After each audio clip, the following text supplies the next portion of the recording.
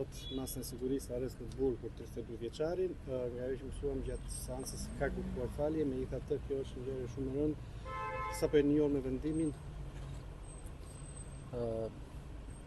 Unë jam Dajo Elandros dhe këtu jam bashkë me familjarët dhe ne kërkojmë nga drejtësia që vërtet ai e ka marrë, domethënë, atë çka meriton, por ne kërkojmë që ta shpërsohet ky ligj pasi ajo nuk është një aksident, por për ne është një vrasje me dashje domethënë. Në momentin që të ecësh në bulevard me 200 kilometra dhe ti jesh i papërgjegjshëm, të dalin të dy testet e bërë të alkoolit, të dalin pozitiv, për ne kjo është